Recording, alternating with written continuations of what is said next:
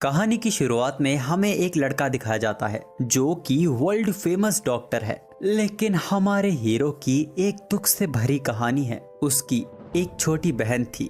उसकी मौत एक ऐसी बीमारी से हुई जिसका कोई इलाज नहीं था। उस दिन हमारे हीरो ने डिसाइड किया वो एक ऐसी दवाई का आविष्कार करेगा जो किसी भी बीमारी को ठीक कर देगी। उसने बहुत मेहनत करनी शुरू कर दी। कई दिन तो वो अपना खाना पीना भूल जाता था। एक दिन जब वो बहुत ज्यादा थक गया, उसने सोचा कि 40 मिनट्स का ब्रेक ले लिया जाए। पर जब हीरो की आंखें खुली, वो मर चुका था। सोते वक्त ही उसकी मौत हो गई थी। हमारे हीरो फाल्मा का एक नई दुनिया में रिइंकार्नेशन हुआ है। जब उसकी आंखें खुली, एक लड़की उसके लिए परेशान हो रही थी। वो कहती है कि आपको हिलना नहीं चाहिए, आपके ऊपर बिजली गिरी थी। फाल्मा को कुछ समझ नहीं आ रहा था। तभी वो अपनी आवाज में बदलाव देखता है। वो अपने हाथों को देखता है जो बच्चे जैसे थे। उस लड़की का कहना था कि फाल्मा पर बिजली गिरने के कारण वो कई दिनों से कोमा में था। फाल्मा माफी मांगता है और कहता है कि उसे कुछ भी याद नहीं है। वो लड़की उसको शीशा दिखाती है जिसको देख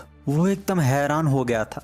वो एक बच्चे की बॉडी में फंस गया है। उसे इस दुनिया का, इस शरीर का कुछ भी पता नहीं है, लेकिन अपनी पुरानी जिंदगी का उसे सब कुछ याद है। तभी अचानक उसे अपने कंधे पर दर्द होने लगता है। वो उस लड़की से, जो कि उसकी मेड शार्लोट है, उससे इस बैंडेज को हटाने के बारे में पूछता है। ये सुनते ही वो तुरंत गर्म पानी ले आती है।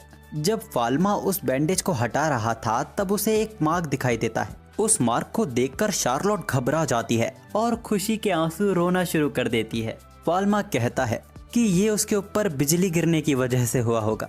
तभी शार्लोट बोलती है कि ये निशान सबूत है कि आपको गॉड ऑफ मेडिसिन ने चुना है। फाल्मा तो ब्लैंक ही हो जाता है। वो तो इसके बारे में कुछ नहीं जानता। शार्लोट को तो यकीन ही नहीं होता कि फाल्मा गॉड ऑफ मेडिसिन को कैसे भूल गया, जबकि उनका पूरा परिवार उनकी पूजा करता है। फाल्मा शार्लोट को बताता है कि उसे कुछ भी याद नहीं है और वो उसकी बातें सुनकर और भी कंफ्यूज हो रहा है। तो शार्लोट सबसे पहले अपना इंट्रोडक्शन देती है कि उसका नाम शार्लोट है और फिर उसे उसका ही घर घुमाते हुए बताती है कि वो रॉयल फार्मासिस्ट फैमिली से है, जो रॉयल फैमिली के लिए दवाइयाँ बनाते हैं। यहाँ तक कि फाल्मा का परिवार मैजिक का यूज करने में भी माहिर है। फाल्मा पूछता है तो क्या मैं भी मैजिक यूज कर सकता हूँ? शार्लोट घबराते हुए बोलती है कि अब आप ये मत बोलना कि आप मैजिक करना भी भूल गए हो। अगर ऐसा हुआ तो फाल्मा को परिवार से ही निकाल दिया जाएगा। फाल्मा क्लियर कर देता है कि वो मैजिक करना भी भूल गया है। शार्लोट अपने आप को तसल्ली देते हुए सोचती है कि शायद मास्टर मजाक कर रहे हैं। वो फाल्मा को बताती है कि वो वाटर मैजिक में बहुत अच्छा था। उसी दिन फाल्मा अपने रूम में वाटर मैजिक का यूज करने की कोशिश करता है। उसने वाटर मॉलिक्यूल के फॉर्मूले को इमेजिन किया। अचानक फाल्मा का वो मार्क ग्लो करने लगा था। अचानक फाल्मा के हाथों पर पानी तैरने लगता है। ये देख फाल्मा घबरा गया था। वो खिड़की से बाहर सारा पानी फेंक देता है, पर अब वो उस प्रेशर को रोक नहीं पा रहा था। किसी तरह फाल्मा का वो मार्क ग्लो होना बंद हो जाता है, जिससे उसके हाथों से पानी निकलना भी रुक गया था। फाल्मा के मैजिक से भीगी हुई शार्लोट बहुत ही ज्यादा खुश थी। शार्लोट को आखिर राहत मिली कि फाल्मा मैजिक यूज कर सकता है। फाल्मा ने अपने मैजिक के बारे में काफी सोचा। उसने रियलाइज किया कि वो जिस भी एलिमेंट के फॉर्मूले के बारे में सोचता, उस एलिमेंट को वो क्रिएट कर पा रहा था और अपने दूसरे हाथ से वो उसे इरेज भी कर पा रहा था। शार्लोट फाल्मा के पास आती है और उसे लाइब्रेरी ले जाती है। वहाँ वो उसे दिखाती है कि यहाँ मौजूद सारी किताबें वो पढ़ चुका है। ये सुनकर फाल्मा एक किताब को पढ़ने की कोशिश करता है। सरप्राइजिंगली वो इस किताब की लैंग्वेज को समझ पा रहा था। Dinner time. फाल्मा के फादर फाल्मा को ठीक देख काफी खुश थे। वो कहते हैं कि इस खुशी के माहौल में हम तुमसे एक सवाल करेंगे, पर उसकी बीवी मना करती है कि अरे अभी तो ये ठीक हुआ है। फाल्मा बोलता है कि वो तैयार है। उसके फादर उससे एक मेडिसिन बनाने का फॉर्मूला पूछते हैं, जिसमें ड्रैगन की खाल, छिपकली की पूंछ और चमगादड़ के दांतों का यूज होता है। फाल्मा ने इसका एकदम सटीक ठीक जवाब दिया था। उसके फादर कहते हैं अब जब तुम ठीक हो गए हो तो तुम्हें अपनी ट्रेनिंग वापस शुरू कर देनी चाहिए। अब फाल्मा ये नहीं जानता था कि कैसी ट्रेनिंग की बात हो रही है। उसने वहाँ हाँ तो कह दिया था, पर अब जो आगे होगा उन सब के लिए वो बिल्कुल तैयार नहीं है। अब अगले सीन में हमें स्वर्ग से उतरी एक अप्सरा के दर्शन करवाए जाते हैं, जो कि फाल्मा की मैजिक टीचर है, जिसका नाम एलन है। अब ट्रेनिंग के दौरान फाल्मा को शांत और डिसिप्लिन में देख एलन को शक होने लगता है कि कहीं ये कोई बहरूपिया तो नहीं है। फाल्मा बहाने बनाते हुए बोलता है कि उसके ऊपर बिजली गिरने के कारण उसे कुछ भी ठीक से याद नहीं है। एलन उसकी बात को मान लेती है और उससे डिवाइन आर्ट के बारे में क्वेश्चन पूछने लगती है। अब फाल्मा को डिवाइन आर्ट के बारे में कैसे ही पता होगा। वो तो मन में सोचता है कि अगर मुझे पता होता तो तुझे टीचर रखता ही क्यों। एलन उसे डिवाइन आर्ट के बारे में बताते हुए एक नदी किनारे ले चलती है और फाल्मा को उसकी जादुई छड़ी निकालने को कहती है। फाल्मा तो जादुई छड़ी लाया ही नहीं। ये सुन के एलन उसे अपनी दे देती है जादुई छड़ी। एलन फाल्मा को एक मैजिक स्पेल करके दिखाती है और उसके बाद फाल्मा भी उसी मैजिक को ट्राई करता है। सरप्राइजिंगली फाल्मा का किया मैजिक स्पेल बहुत ही ज्यादा पावरफुल था। इतना पावरफुल था कि एलन हैरान हो जाती है। वो फाल्मा की बॉडी का माना चेक करने लगती है। उसने फाल्मा को एक टूल पकड़ा दिया जो माना मेजर करता है। जैसे ही फाल्मा अपना माना रिलीज करता है वो टूल डिस्ट्रॉय हो जाता है। ये देख एलन की फट के चार हो जाती है। इतना पावरफुल मैजिक या तो गॉड या तो डीमन लॉर्ड के पास ही हो सकता है। वो एलन के कंधे पर वही चमकता निशान देखती है। उसने पहचान लिया था कि ये गॉड ऑफ मेडिसिन का निशान है। एलन बहुत ही ज्यादा घबराने लगती है। उसका चश्मा टूट गया था। वो एलन को बोलती है कि वो कभी भी किसी के सामने माना मेजर टूल को ना पकड़े, यहाँ तक कि उसके खुद के फादर के सामने भी नहीं। सीन शिफ्ट होता है और एलन और फाल्मा एक बेंच पर बैठे हुए थे। एलन अभी भी डरी हुई थी। ये देख फाल्मा कुछ फनी करने की कोशिश करता है और ये वामन की लड़की उसके चक्कर में फंस भी जाती है। अब जब फाल्मा अपने हाथों से स्कोप बना के एलन को हंसाने की कोशिश कर रहा था, तभी उसे एक नई स्किल के बारे में पता चलता है। ये डिवाइन आईज थी। इसकी मदद से फाल्मा किसी की भी बॉडी के अंदर की इंजरी को देख सकता है। इन डिवाइन आंखों से वो एलन को बताता है कि उसकी आंखों में और उसकी उंगलियों में चोट है। एलन सरप्राइज हो जाती है कि उसे ये कैसे पता। वो उसे बताता है कि जब वो उसकी बॉडी को स्कैन कर रहा था तब उसकी फिंगर ग्लो कर रही थी। एलन और भी ज्यादा पैनिक करने लगती है।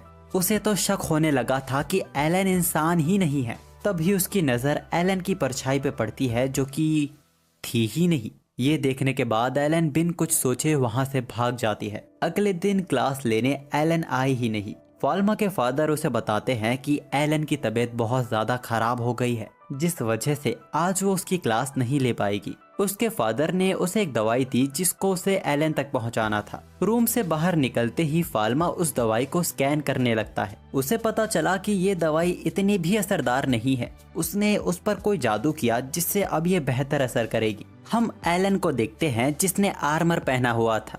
वो फाल्मा को देख डरते हुए बोलती है कि क्या तुम मुझे यहाँ मारने आए हो, क्योंकि मुझे तुम्हारा सच पता चल गया है। फाल्मा अपने दोनों हाथों को ऊपर कर लेता है और कहता है कि उसका ऐसा कोई इरादा नहीं है। एलन उस पे यकीन करती है और अपने सिर से हेलमेट को उतार देती है। उसकी शक्ल को देखकर ही पता चल रहा था कि वो कितनी बीमार है। वो फाल्मा से उसके यहाँ होने की वजह पूछती है। फाल्मा उसे बताता है कि उसके फादर ने उसके लिए दवाई भेजी है और साथ ही उसने इस दवाई को बेहतर भी कर दिया है। ये सुन एलन फिर से घबराने लगती है। वो पूछती है कि क्या तुमने इसमें जहर मिलाया है मुझे मारने के लिए। फाल्मा हैरान होते हुए कहता है कि अरे ये तुम क्या बक रही हो, मैं ऐसा क्यों करूँगा, बल्कि इस दवाई को खाने से वो जल्दी ठीक हो जाएगी। पर एलन को उस पे बिल्कुल भरोसा नहीं था। फिर फाल्मा उसके पास आके उसके हाथों को पकड़ता है। वो कहता है कि आप मेरी टीचर हैं, आप मुझ पे भरोसा कीजिए, और एलन को फूल देके वो वहाँ से निकल जाता है। उसने एलन को पटा लिया था। वो थोड़ा शर्माने लगी थी। अगले दिन एलन फाल्मा को ट्रेन करने आई थी, लेकिन ये क्या, आज भी उसने आर्मर पहना हुआ है। उसका कहना था कि उसे अपने स्टूडेंट पे तो भरोसा है पर उसके मैजिक पर नहीं, वो बहुत ज्यादा पावरफुल है, इसीलिए उसने ये आर्मर अपनी सुरक्षा के लिए पहना है। वो फाल्मा को थैंक यू भी कहती है। कल जो उसने मेडिसिन दी थी उससे वो जल्दी ठीक हो गई। अब ट्रेनिंग शुरू करने के बाद एलन एक बार फिर फाल्मा का मैजिक देख हैरान हो गई थी। सीन चेंज होता है और हम फाल्मा को सभी को ताड़ते हुए देखते हैं। उसने अपनी डिवाइन आई की मदद से सबकी अंदरूनी चोट को देखना शुरू किया। वो उन्हें नोट कर लेता है और तय करता है कि वो सभी के लिए दवाई बनाएगा। फाल्मा अपनी लैब में अपने मैजिक से दवाई बनाना शुरू भी कर देता है। दवाई के बनने के बाद वो सीधा शार्लोट के पास जाता है। उसने वो दवाई शार्लोट को दे दी। हम देखते हैं कि शार्लोट इतनी खुश हुई थी कि वो लगभग वहाँ रोने ही लगी थी। वो फाल्मा को ये सब करने के लिए थैंक्स कहती है।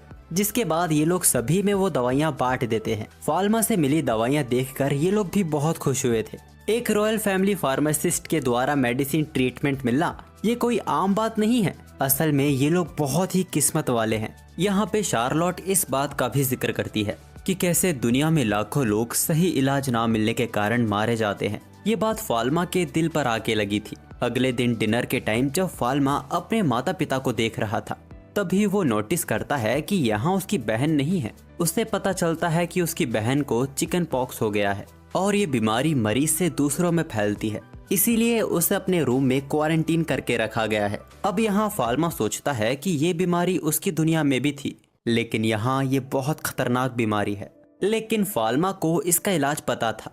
इसके बाद ही उसने तुरंत दवाई बनाना शुरू कर दिया। वो उस दवाई को अपनी बहन के खाने में मिला देता है, जिसके बाद वो अपनी बहन से मिलने गया। अपने भाई को यहाँ देख वो घबरा जाती है।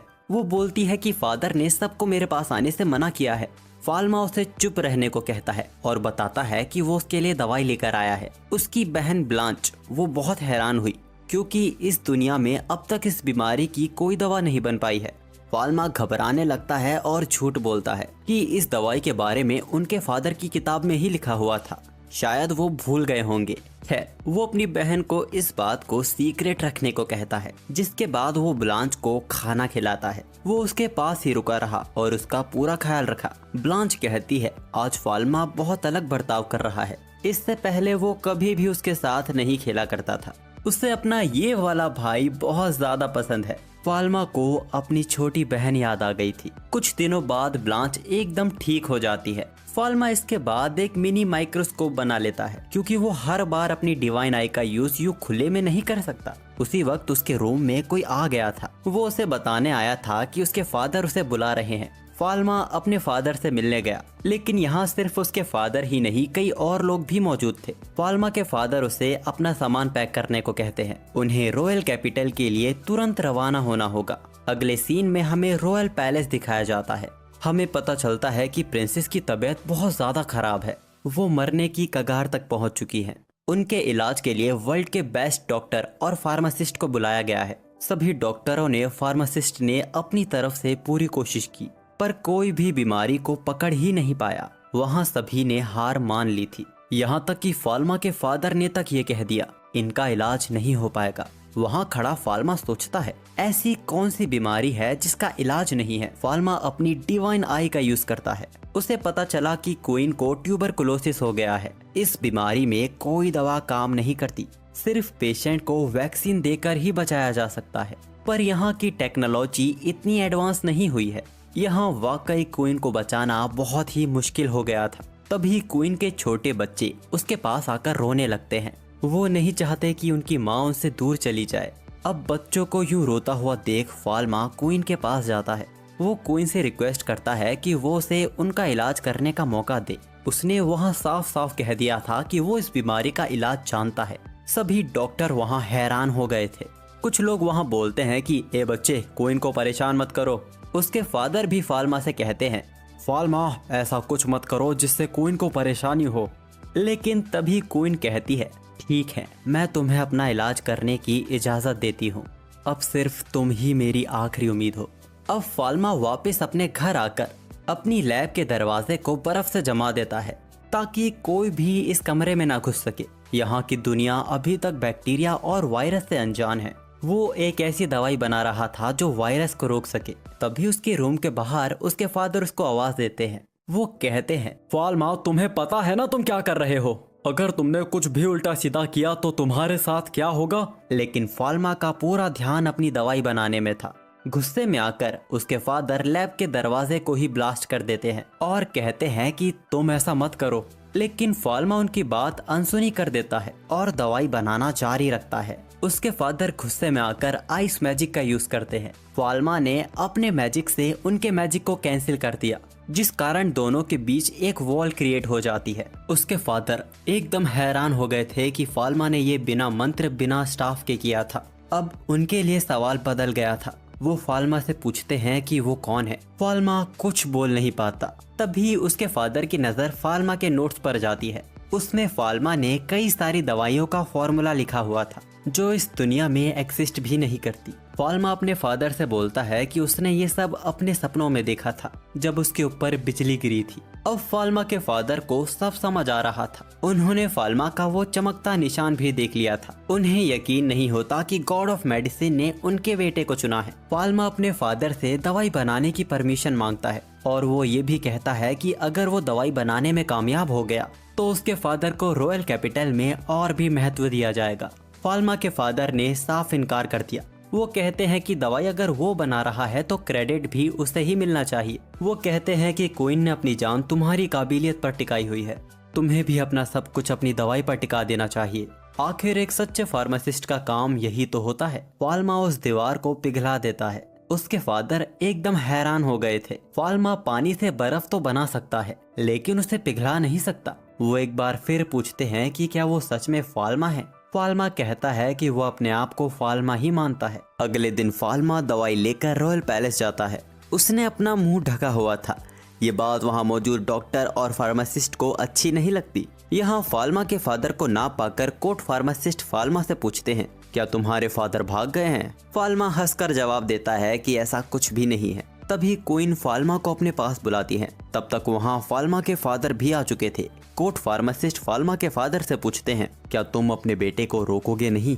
वो जवाब देते हैं कि फाल्मा ने हम दोनों के स्किल्स को सरपास कर दिया है। क्वीन को दवाई देने से पहले फाल्मा उन्हें कुछ दिखाता है। उसने एक डिवाइस बनाया जिससे बैक्टीरिया को देखा जा सकता था। क्वीन ये देख हैरान थी और पूछती है कि ये क्या चीज है। वहाँ मौजूद सभी डॉक्टर्स और फार्मासिस्ट को भी ये दिखाया जाता है। वो पूछते हैं कि क्या ये कोई कीड़े हैं। फाल्मा उन्हें इन्फेक्शन और बैक्टीरिया के बारे में बताता है और इसको खत्म करने के लिए शायद क्वीन को ये दवाई 1 साल तक भी लेनी पड़ सकती है। फाल्मा एक गिलास में क्वीन को वो दवाई देता है जिसको वो खुशी खुशी एक्सेप्ट करती है। फाल्मा भी वो दवाई ले रहा था और वो कहता है कि उसने भी अपनी जिंदगी इस दवाई पर टिकाई हुई है। खैर, अब इस दवाई के बन जाने के बाद इस दुनिया में मेडिकल साइंस का एक नया रेवोल्यूशन आया है। अब ये बीमारी वो नहीं रही जिसका कोई इलाज नहीं है। खैर, वहाँ मौजूद डॉक्टर्स फाल्मा से इस डिवाइस के बारे में पूछते हैं।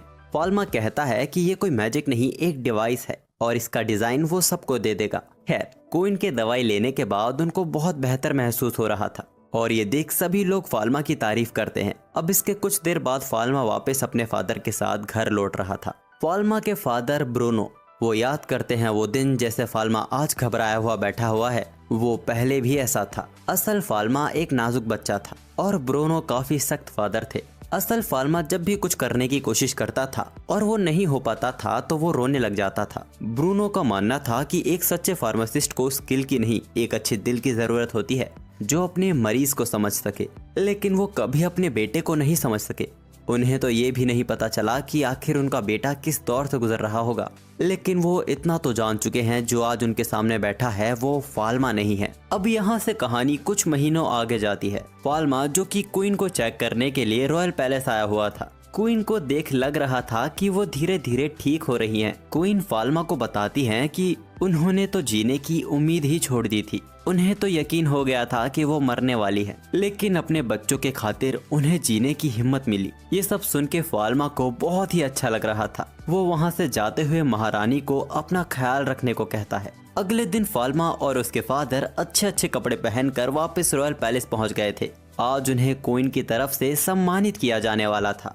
क्वीन सबसे पहले फाल्मा के फादर को सामने बुलाती हैं और उनके कंधे पे मैजिक स्टाफ रख के उन्हें सम्मानित करती हैं। इसके बाद बारी आती है फाल्मा की। उसे भी सम्मानित किया जाता है और उसे रॉयल फार्मासिस्ट का टैग दिया जाता है और उसे परमिशन दी गई पूरे किंगडम में कहीं भी अपनी फार्मेसी खोलने की। ये फाल्मा के लिए बहुत ज्यादा खुशी की बात थी। वो क्वीन का शुक्रिया अदा करता है। अगले ही दिन फार्मेसी बनने का काम शुरू हो गया। क्वीन की तरफ से किंगडम के बेहतरीन कारपेंटर्स भेजे गए थे, लेकिन परेशानी ये थी कि ये सब फाल्मा के लिए बहुत जल्दी हो रहा है। उसे कोई आइडिया नहीं है कि फार्मेसी कैसी होनी चाहिए। उसने तो हमेशा सोचा था कि वो भी बाकियों की तरह छोटे से शुरुआत करेगा। तभी वहाँ एलन आती है। उसे यहाँ फाल्मा की मदद करने के लिए ही भेजा गया था। सबकी सलाह लेने के बाद आखिर फाल्मा के मन में एक डिजाइन आता है। उस पर तुरंत जोरों शोरों से काम शुरू हो गया था, पर अब वो सोच रहा था कि फार्मेसी का नाम क्या रहेगा। वो अपनी दवाइयों से लोगों का भला करना चाहता है। वो मन में सोचता है कि पीसफुल फार्मेसी नाम कैसा रहेगा। वैसे उसने कभी नहीं सोचा था कि वो कभी कोई पैरेलल वर्ल्ड में फार्मेसी खोलेगा। और वो ये बात एक कारपेंटर सुन लेता है। तुरंत पैरेलल वर्ल्ड फार्मेसी नाम का एक बोर्ड बन गया था। फाल्मा बेचारा वहाँ खड़ा सोच रहा था कि ये क्या हो गया। तभी वहाँ एलन भी आ जाती है। फार्मेसी का नाम देखकर वो भी बहुत ज्यादा खुश हुई। एलन उससे कहती है, नाम तो काफी ज्यादा अच्छा है। फाल्मा शर्माते हुए कहता है, अरे यार ओके। जब एलन फाल्मा से बात कर रही थी तभी वहाँ हम एक नए शख्स को देखते हैं। वो फाल्मा से पूछता है कि वो यहाँ का नौकर है या फिर यहाँ का बॉस। फाल्मा फेक स्माइल के साथ कहता है, बाप। वो आदमी बोलता है कि तुम तो काफी छोटे हो, फिर भी इस फार्मेसी के मालिक हो। तुम्हें देख के तो लगता है कि तुम तो बस यहाँ कैंडी ही बना पाओगे। एलन को ये बात अच्छी नहीं लगती, पर फाल्मा उसे रोकते हुए कहता है कि बकलोली मत कर पकौड़ी। खैर ये आदमी यहाँ की कॉमनर फार्मेसी गिल्ड से आया है और उसने सुना है कि फाल्मा सस्ती दवाइयाँ बेचने वाला है। फाल्मा कहता है कि हाँ वो यहाँ सस्ती दवाइयाँ बेचने वाला है। ये बात सुनकर उस आदमी को गुस्सा आ जाता है। तभी एलन उनके बीच में आ जाती है और उस आदमी को धमकी देती है कि अगर तुम इस फार्मेसी को बर्बाद करने की सोच रहे हो तो पहले तुम्हें मेरा सामना करना होगा। वहाँ उसकी फटके 45 हो गई थी। वो वहाँ से ये कहकर चला जाता है कि वो तो यहाँ बस दोस्ती करने आया था, पर एलन उसे लगातार गाली दिए ही जा रही थी। और यहाँ हमें रियलाइज होता है कि ऐसी बंदी हमें भी चाहिए। खैर वो लोग फार्मेसी के अंदर आ गए थे। अब फार्मेसी तो बन चुकी थी, लेकिन इतनी बड़ी फार्मेसी चलाने के लिए वो दोनों काफी नहीं है। फाल्मा को इसी चीज की टेंशन हो रही थी। तभी वहाँ शार्लोट आती है। शार्लोट कहती है कि वो इसमें फाल्मा की मदद करना चाहती है। फाल्मा उसे यहाँ के छोटे मोटे काम पकड़ा देता है, पर शार्लोट बताती है कि वो मैथ में बहुत अच्छी है और वो बिल काउंटर अच्छे से संभाल सकती है। फाल्मा हंस पड़ता है और कहता है कि तुम तो अभी 9 साल की हो। तो शार्लोट भी बोलती है कि आप भी तो 10 साल के हैं। वो बस फाल्मा की मदद करना चाहती है। उसने लगभग वहाँ रो ही दिया था। फाल्मा कहता है कि वो उसको समझता है और उसकी बात को मान लेता है। वो कहता है कि उसे छोटे मोटे कामों में उसकी मदद चाहिए होगी। शार्लोट तो वहाँ खुशी के मारे झूमने लगी थी, लेकिन अभी भी टैक्सेस और डॉक्यूमेंट संभालने के लिए उन्हें एक जिम्मेदार व्यक्ति चाहिए था।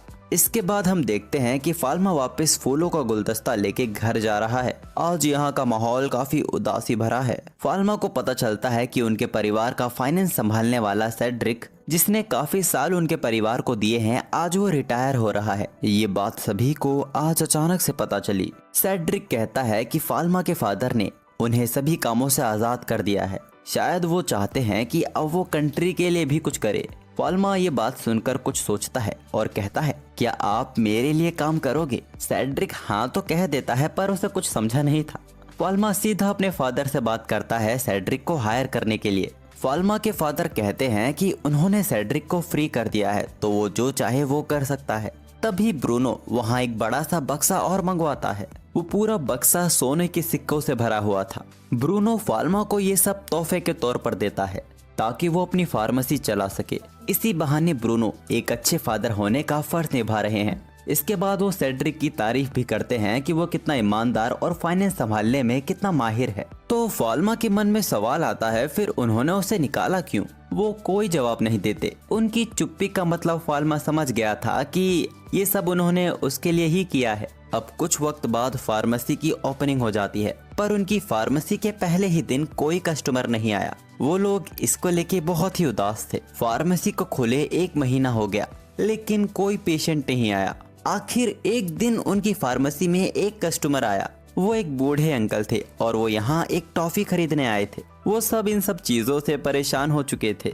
तभी वहाँ फाल्मा के फादर और उसकी माँ भेस बदल कर आते हैं, लेकिन इतना सिंपल उन्होंने भेस बदला था कि फाल्मा उन्हें बड़े आराम से पहचान लेता है। फाल्मा उन्हें अंदर लेकर जाता है और बताता है कि उसकी फार्मेसी बिल्कुल नहीं चल रही है। अपने बेटे की ये बात सुनने के बाद वो कहते हैं कि वो उसकी फार्मेसी देखना चाहते हैं। सबसे पहले फाल्मा उन्हें दवाइयों से भरा कमरा दिखाता है, फिर वो उन्हें पेशेंट्स के लिए बेडरूम दिखाता है। अब ये सब दिखाने के बाद फाल्मा अपने फादर से पूछता है कि क्या कोई कमी है? ब्रूनो कहता है कि कोई कमी नहीं है। तभी फाल्मा की माँ उसे एक आइडिया देती है। दवाइयों के साथ वो उसे ब्यूटी प्रोडक्ट्स बनाने की भी सलाह देती है, जो कि सस्ती हो और क्वालिटी में भी अच्छी हो और ऐसी हो जो हर तरह की महिला उसे यूज कर सके। फाल्मा को इस आइडिया में दम लगता है। अब उसके फादर कहते हैं कि अगर वो ब्यूटी प्रोडक्ट्स बनाएगा तो वो इस बात का ध्यान रखे कि वो केमिकल का यूज ना करे। केमिकल स्किन डिसीजेस का कारण बनती हैं। अब जब उन दोनों के बीच ये बातें हो ही रही थी और ब्रूनो अपनी बीवी की तारीफ कर रहा था,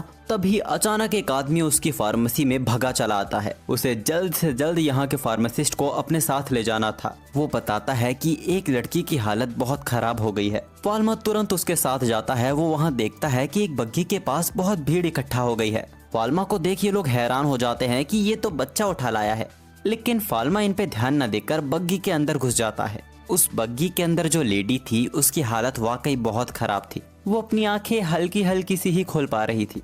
अपने सामने एक बच्चा देख वो सोचती है, लग गए गुरु। फाल्मा अपनी डिवाइन आई से उसे एग्जामिन करता है।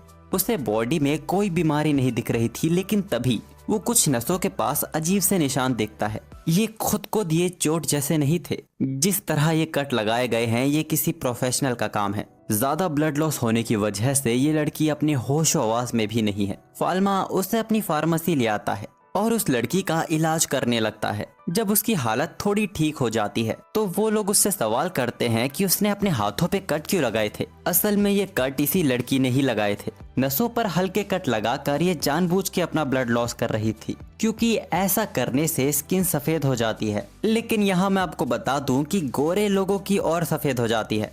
इसके क्रश ने इसको रिजेक्ट कर दिया था, पर ये उसके लिए लॉयल थी। इसने सोचा कि अगर वो नहीं तो कोई भी नहीं, और यही सब बताते हुए वो रोने लग जाती है। माफी मांगती है कि उसकी वजह से उन्हें परेशान होना पड़ा। एलन उसे समझाती है, अगर तुम्हारा किसी ने दिल तोड़ा है तो तुम्हारा फर्ज बनता है कि तुम औरों का भी दिल तोड़ो। हर एक चीज का बदला होता है। वो लड़की एलन से काफी इंस्पायर होती है और निकल पड़ती है मछलियों को अपने जाल में फंसाने के लिए। अब इसके बाद कहानी कुछ वक्त आगे जाती है। आज फाल्मा का परिवार एक नए शहर में छुट्टियां मनाने आया है और असल में ये जगह कोई ने फाल्मा के फादर को तोहफे में दी है। यहीं पर किंगडम के ज्यादातर व्यापार होते हैं और अधिकतर दवाइयाँ भी यहीं उगती हैं। वहाँ के इंचार्ज ब्रूनो को यहाँ काम करने वाले सभी से इंट्रोड्यूस करवाते हैं। साथ ही साथ ब्रूनो को यहाँ ये भी पता चलता है कि उन्हें ट्रेड करने में थोड़ी परेशानी हो रही है। एक कंपनी जिसको नेदरलैंड की रॉयल फैमिली चलाती है वो उनके ट्रेड में बाधा बन रही है। फाल्मा वहाँ एक बकवास सा ओपिनियन देता है कि हम थोड़ा बहुत तो लॉस सह सकते हैं, हमें भी लोगों के भले के बारे में सोचना चाहिए। उसका बाप उसे कमरे से बाहर जाने को कहता है। बाहर शार्लोट और ब्रांच मिट्टी में खेल रहे थे और फाल्मा के आ जाने के बाद वो पानी में खेलने की जिद करने लगते हैं। फाल्मा को पानी में खेलने का शौक नहीं है, लेकिन वो दोनों हद से ज्यादा जिद करने लगते हैं और उनकी मासूमियत के आगे फाल्मा को झुकना ही पड़ जाता है। वहाँ मौजूद एलन भी कहती है, चलो मैं भी नहा लेती हूँ। फाल्मा पूछता है कि आप स्विमिंग सूट लाई हैं? एलन कहती है, मुझे स्विमिंग सूट की क्या जरूरत। फाल्मा की सोच गंदी होने लगती है। खैर ब्लांच को पानी में खेलता देख फाल्मा को अपनी बहन याद आ जाती है। वो भी पिछली दुनिया में फाल्मा से पानी में खेलने की जिद किया करती थी। फाल्मा बात को टाल देता है कि वो अगली साल खेलेंगे। वो भी अपने भाई की बात मान के उससे प्रॉमिस ले लेती है। वो वाकई अपने भाई के साथ पानी में खेलना चाहती थी, पर अगले ही साल उसकी गुप्त बीमारी के बारे में पता चला। फिर जो हुआ हम सभी जानते हैं। अचानक फाल्मा को ब्लांच के चिल्लाने की आवाज आती है। वो किनारे से दूर जा चुकी थी, जिस कारण वो समुद्र के तल में डूबने लगी थी। एलन उसकी मदद करने जाती है, लेकिन उसे भी तैरना नहीं आता। उतने में फाल्मा काफी तेजी से ब्रांच की ओर तैरने लगता है। उसे डर लग रहा था कि क्या वो इस दुनिया में भी अपनी बहन को खो देगा। ब्लांच समुद्र के तल की ओर डूबने लगती है। फाल्मा इस चीज को एक्सेप्ट नहीं करना चाहता था। अचानक उसका मार्क तेजी से ग्लो करने लगता है। अचानक उस एरिया का सारा पानी गायब हो जाता है। समुद्र के उस हिस्से में वो जगह खोखली हो चुकी थी। पानी वहीं के वहीं थम गया था। वहाँ मौजूद एलन को अपनी आंखों देखे इस चमत्कार पर यकीन नहीं होता। जिस जगह अभी ये लोग खड़े हैं वहाँ पानी सूख चुका है, यानी कि फाल्मा ने सिर्फ पानी हटाया ही नहीं, यहाँ से गायब ही कर दिया है। फाल्मा ये खुद नहीं जानता कि उसने ये कैसे क्या किया है। फाल्मा ब्लांच को वहाँ से बाहर लेकर आता है। उसने फाल्मा को गले लगाकर रोना शुरू कर दिया था। फाल्मा अपनी डिवाइन आई से ब्लांच को एग्जामिन करता है और तसल्ली करता है कि अब सब कुछ ठीक है। एलन फाल्मा से पूछती है कि वो सब क्या था, लेकिन फाल्मा भी नहीं जानता। वो कहता है कि शायद उसने नेगेटिव एट्रीब्यूट मैजिक का इस्तेमाल किया था, लेकिन एलन कहती है कि ऐसा नहीं हो सकता। ये मैजिक चीजों को हटा सकता है, लेकिन तुम्हारे किए मैजिक ने वहाँ मौजूद पूरे पानी को गायब ही कर दिया। एलन कहती है कि लेकिन तुमने जो भी किया वो ठीक किया, मैं भी डिवाइन मैजिक की मदद से ब्रांच को बचा नहीं पाती। फाल्मा अपनी बहन को याद कर ब्रांच को कस के पकड़ लेता है। उसने अपनी बहन को बचा लिया था।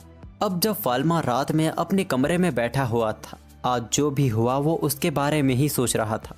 वो सोचता है कि वो मैजिक करते दौरान उसने वाटर मॉलिक्यूल्स के बारे में सोचा। अगर उसने उस वक्त पानी के होने का वजूद ही मिटा दिया था तो इंसान भी तो पानी से बने हैं, यानी कि फाल्मा का मैजिक इंसानों को भी नुकसान पहुंचा सकता है। अब फाल्मा अपने आप से ही डरने लगता है कि उसने अगर गलती से ब्रांच को ही नुकसान पहुंचा दिया होता तो। तभी शार्लोट वहां आती है और फाल्मा से पूछती है कि क्या उसे कुछ चाहिए। फाल्मा ना में जवाब देता है और कहता है कि आज जो भी हुआ उन सब के बाद तो शार्लोट भी थक गई होगी। शार्लोट वहां से जाने ही वाली थी कि तभी वो फाल्मा के चेहरे को देखती है। उसके चेहरे पे चिंता साफ दिखाई दे रही थी। वो कहती है कि तुम्हें परेशान होने की कोई जरूरत नहीं है, आज तुमने जो भी किया वो अपनी बहन को बचाने के लिए किया। फाल्मा कहता है कि उसने सबको डरा दिया था। शार्लोट कहती है कि सारी गलती मेरी है, ब्रांच को बचाने की जिम्मेदारी उसकी थी और आपने तो एकदम कमाल ही कर दिया। आपने हीरो की तरह पानी में छलांग लगा दी और एक हीरो की तरह ब्रांच को भी बचा लिया। फाल्मा कहता है कि नहीं, तुमने अच्छा किया, तुम्हें स्विमिंग करना नहीं आता है, तुम्हारा ध्यान रखना भी मेरी जिम्मेदारी है, तुम भी मेरे परिवार का हिस्सा हो। ये बातें सुन के शार्लोट बहुत ही इमोशनल हो जाती है। वो वहाँ पे रोने लग जाती है। वो कहती है कि वो फाल्मा के इन शब्दों को कभी नहीं भूलेगी। अचानक सीन चर्च पर शिफ्ट होता है। वहाँ मौजूद प्रीस्ट और फ्रेंच के उस बच्चे की बात कर रहे थे जिसने समुद्र के पास उस बच्चे को देखा जिसने समुद्र का पानी गायब कर दिया। उसने बताया कि वो बच्चा बहुत डरावना है और उसकी एक पूंछ भी है। जहाँ ये सब हुआ, एक प्रीस्ट उस जगह को एग्जामिन करने गया और उसे पता चला कि यहाँ डिवाइन पावर का यूज किया गया है। उन्हें ये भी पता चला है कि उस बच्चे की कोई परछाई नहीं है। इन प्रीस्ट ने उस बच्चे को खत्म करने का निश्चय कर लिया था। यहाँ दूसरी तरफ हम देखते हैं कि आज फाल्मा की फार्मेसी में बहुत ज्यादा भीड़ है क्योंकि ये लोग बीच में एक ट्रिप पर जो चले गए थे। हमें ये भी पता चलता है कि अब तो फाल्मा की दवाइयाँ भी अच्छे से बिकने लगी हैं। तभी हम देखते हैं कि उसी चर्च के दो प्रीस्ट फाल्मा की फार्मेसी में काफी देर से खड़े हैं। वो लगातार फाल्मा को ही घूरे जा रहे थे। फाल्मा ने भी ये नोटिस कर लिया था। वो एलन से इन लोगों के बारे में पूछता है। एलन कहती है कि वो फार्मासिस्ट तो नहीं लगते। शार्लोट ने भी उनसे बात करने की कोशिश की थी पर वो बहुत अजीब व्यवहार कर रहे थे। शार्लोट कहती है कि हमें गार्ड्स को इन्फॉर्म कर देना चाहिए, पर फाल्मा मना कर देता है क्योंकि वो उनके मेहमान हैं। अगले दिन की सुबह सुबह जब गार्ड्स अपनी मॉर्निंग ड्यूटी पर आए ही थे तभी वो देखते हैं कि एक घोड़ा गाड़ी तेजी से फार्मेसी की ओर आ रही है। वो फार्मेसी से जा टकराई थी। ये बात जब ब्रूनो को पता चलती है वो गार्ड्स पर बहुत गुस्सा करते हैं। ब्रूनो को शक है कि यहाँ मौजूद मेडिकल गिल्ड ये सब कर रही है। वो लोग क्वीन को इन्फॉर्म करने का फैसला करते हैं। वहाँ पीछे खड़ा फाल्मा सोच रहा था कि ये मेडिकल गिल्ड ने करवाई है या फिर उन सफेद कपड़े वाले लोगों ने। फाल्मा अपने फादर को अभी कोई भी फैसला लेने से मना करता है। हो सकता है कि चीजें कुछ अलग हों और बात आगे बढ़ जाए। अब उस घोड़ा गाड़ी के द्वारा आया हुआ कचरा वो लोग साफ कर रहे थे। वो देखते हैं कि घोड़ा गाड़ी ने फार्मेसी के अंदर तक नुकसान पहुंचाया है। क्लीनिंग मैजिक भी यहाँ काम नहीं कर रहा था, लेकिन ऊपर वाले फ्लोर को कोई नुकसान नहीं पहुंचा है। अब तभी हम वही बूढ़े वाले अंकल को देखते हैं जो अपने ताकतवर क्रू के साथ फाल्मा की फार्मेसी में आए हैं। ये लोग फाल्मा की फार्मेसी को ठीक करने आए हैं क्योंकि फाल्मा बहुत अच्छा बच्चा है और उन्हें इसकी दुकान की कैंडी बहुत पसंद है। फाल्मा उनकी मदद के लिए उन्हें शुक्रिया कहता है और वो लोग काम पे लग जाते हैं। देखते ही देखते टाउन के सभी लोग वहाँ आ जाते हैं। वो फाल्मा से कहते हैं कि उसे कुछ भी करने की जरूरत नहीं है। फाल्मा उनके लिए सस्ती दवाइयाँ बनाता था। वो इतना अच्छा था जिस कारण सभी लोग उसकी मदद करने आ जाते हैं। बंदे ने पैसे नहीं, नाम कमाया है। फाल्मा और सेड्रिक ये देख काफी इमोशनल हो गए थे। तभी रोते हुए एक लड़की वहाँ आती है। वो बताती है कि उसके फादर गर्मी से बेहोश हो गए हैं। उसने उन्हें उठाने की भी कोशिश की लेकिन वो उठ नहीं रहे हैं। सभी लोग फाल्मा को उसका इलाज करने को कहते हैं, यहाँ पर वो सब संभाल लेंगे। फाल्मा भी उस लड़की को लेके उसके साथ जाने लगता है। रास्ते में हम देखते हैं कि इस लड़की का बर्ताव काफी अजीब है। वो लड़की फाल्मा को टाउन से काफी दूर ले आई थी। अचानक फाल्मा पीछे मुड़कर देखता है तो वो लड़की गायब थी और तभी फाल्मा देखता है उन सफेद कपड़े वाले लोगों को जिन्होंने उसे घेर लिया है। वो फाल्मा से सीधा सवाल करते हैं कि तुम वही हो ना जिसने समुद्र के पानी को गायब कर दिया था। फाल्मा को एलन की वो क्लास याद आती है जब उसने उसे चर्च के बारे में बताया था। चर्च वो जगह है जहाँ डिवाइन आर्ट और नोबल्स की सारी जानकारी मौजूद है और चर्च ही नोबल परिवार के बच्चों को डिवाइन आर्ट देते हैं। इनका पद क्वीन से भी ऊपर होता है और इनका बस यही काम नहीं, ये लोग इविल स्पिरिट को भी खत्म करते हैं। उनमें से ही एक ऑफिसर फाल्मा के सामने खड़ा था। वो कहता है कि तुम खुलेआम कैसे घूम सकते हो। वो फाल्मा को इविल स्पिरिट बता रहा था। फाल्मा कहता भी है कि आपको कोई गलतफहमी है, मैं एक आम इंसान हूँ। इन्वेस्टिगेशन ऑफिसर सैलमन फाल्मा को पकड़ने के लिए उस पर बाइंड मैजिक का यूज करते हैं, पर फाल्मा के ऊपर उस मैजिक का असर ही नहीं होता। वहाँ मौजूद बाकी ऑफिसर्स ने भी अपनी तरफ से कोशिश की, लेकिन फाल्मा के आगे किसी का मैजिक काम नहीं करता। इससे परेशान होके वो लोग स्वॉर्ड डांस ऑफ आर्ट का यूज करते हैं, लेकिन वो भी काम नहीं किया। फाल्मा फिर बोलता है कि मैं एक आम इंसान हूँ, मुझ पे ये काम नहीं करेगा। सैलमन कहता है कि हमें इस बच्चे को जिंदा ही पकड़ना होगा। वो सभी मिलकर फाल्मा पर बहुत ही ज्यादा ताकतवर हमला करते हैं, लेकिन इस बार फाल्मा का माथा खिसक गया था। उसने बर्फ की एक बहुत बड़ी चट्टान बना दी। फाल्मा का ये रूप देख सैलमन आउट ऑफ कंट्रोल होकर नीचे गिर जाता है। फाल्मा उन्हें धमकाता है कि उसका लड़ने का कोई इरादा नहीं है और ना ही वो उन्हें चोट पहुंचाना चाहता है। तभी सैलमन की नजर फाल्मा के उस निशान पर जाती है जो पेनेस्थेसिया का होली मार्क है। यही वजह है कि फाल्मा की कोई शैडो नहीं है और उसके पास इतनी डिवाइन पावर है। वो सभी लोग फाल्मा के आगे अपना सिर झुका लेते हैं। वो कहते हैं कि हम अपने बाप को पहचान नहीं पाए, हमें माफ कर दीजिए। अब क्योंकि ये लोग फाल्मा के आगे बुरी तरह हार गए थे, तो जैसा युद्ध में होता है विजेता हारने वाले को मार देता है। तो सैलमन कहता है कि आप मेरी जान ले लीजिए, पर मेरे साथियों को जाने दीजिए। अब इससे पहले सैलमन अपने आप को मारता, फाल्मा उसका हथियार पकड़ लेता है और कहता है कि यहाँ किसी को मरने की जरूरत नहीं है। फाल्मा अपनी डिवाइन आई से देखता है कि सैलमन का एक पैर फ्रैक्चर हो गया है, जो कि घोड़े के ऊपर से गिरने की वजह से हुआ था। इसको ठीक करने के लिए ऑपरेशन करना जरूरी था, लेकिन शायद इस दुनिया में ऑपरेशन जैसा कुछ होता ही नहीं है। अगर फाल्मा ने इसे किसी और के भरोसे छोड़ा तो सैलमन की डेथ हो सकती है। फाल्मा उन्हें फर्स्ट एड बॉक्स लाने को कहता है। सैलमन ये जानना चाहता था कि फाल्मा ये सब क्यों कर रहा है। उसे तो बल्कि उसे पनिशमेंट देनी चाहिए। फाल्मा कहता है कि वो बस लोगों की मदद करना चाहता है। वहाँ टेंट लगाया जाता है। फाल्मा भी पहली बार किसी इंसान की सर्जरी करने जा रहा है। अब इसके कुछ देर बाद फाल्मा टेंट से बाहर निकलता है और उन्हें बताता है कि उनके मास्टर बिल्कुल ठीक है, लेकिन अभी भी पहले जैसा होने में उन्हें वक्त लगेगा, लेकिन अभी वो उसे टेम्पल ले जा सकते हैं। वो लोग फाल्मा का शुक्रिया अदा करते हैं। फाल्मा कहता है कि इसकी कोई जरूरत नहीं है, ये उसका काम है। वो बस कहता है कि आज यहाँ जो हुआ वो किसी को ना बताए। वो लोग फाल्मा को मेडिसिन गॉड कहते हैं और उसकी बात को मान लेते हैं। अब इसके कुछ महीनों बाद सैलमन वापस फाल्मा की फार्मेसी में आता है। एलन उनको देख हैरान हो जाती है, क्योंकि चर्च के इन्वेस्टिगेशन ऑफिसर्स का यहाँ आना खतरे की बात थी।